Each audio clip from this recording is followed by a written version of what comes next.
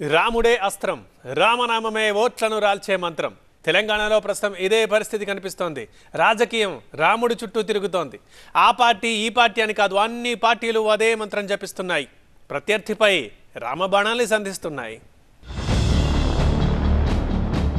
సార్వత్రిక ఎన్నికల నేపథ్యంలో రాముడి చుట్టూనే తెలంగాణ రాజకీయం నడుస్తోంది. కేంద్రంలో ముచ్చటగా మూడోసారి అధికారం చేపట్టాలని భావిస్తోన్న బీజేపీ అయోధ్య రామమందిర నిర్మాణ అంశాన్నే ప్రచారాస్త్రంగా మారుస్తోంది.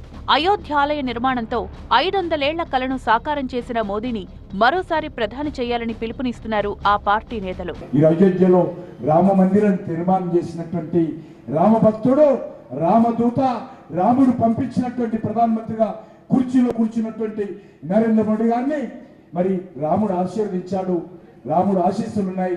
మీ ఆశీస్సులు కూడా నరేంద్ర మోడీ గారికి ఇవ్వాల్సిందిగా కోరుకుంటూ బీజేపీ రామబాణానికి అంతే స్థాయిలో కౌంటర్ ఇస్తోంది అధికార కాంగ్రెస్. ఏడాదిగా ప్రయత్నించిన సంతానం కలగలేదా? నోవా IVF లో ఫెర్టిలిటీ ఎక్స్పర్ట్స్ ను కలవండి.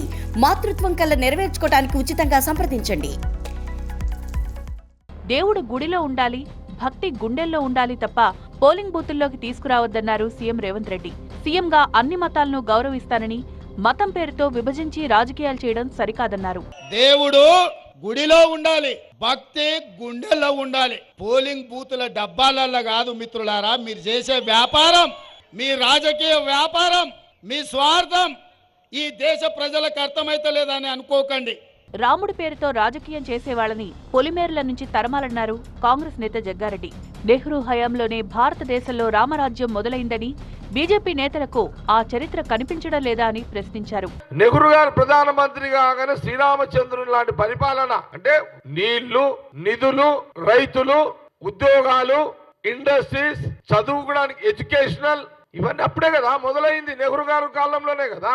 అటు బీఆర్ఎస్ సైతం తగ్గేదే లేదంటూ బీజేపీకి కౌంటర్ ఇస్తోంది. రాముడికి మొక్కుదాం, బీజేపీని తొక్కుదామంటూ ఇప్పటికే పార్టీ నేతలకు పిలుపునిచ్చారు బీఆర్ఎస్ వర్కింగ్ ప్రెసిడెంట్ కేటీఆర్. జై శ్రీరామ్ అంటారు. ఏమన్నా అంటే గట్టిగా అడిగినామనుకో, ఏం చేసినావా? జై శ్రీరామ్ అంటారు. మనకు రామునితో పంచాయతీ లేదు.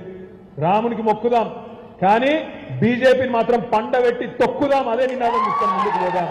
మరి ఈ రాజకీయ రణక్షేత్రంలో శ్రీరాముడి ఆశీస్సులు ఏ పార్టీకున్నాయో తెలియాలంటే జూన్ 4 వరకు ఆగాల్సిందే.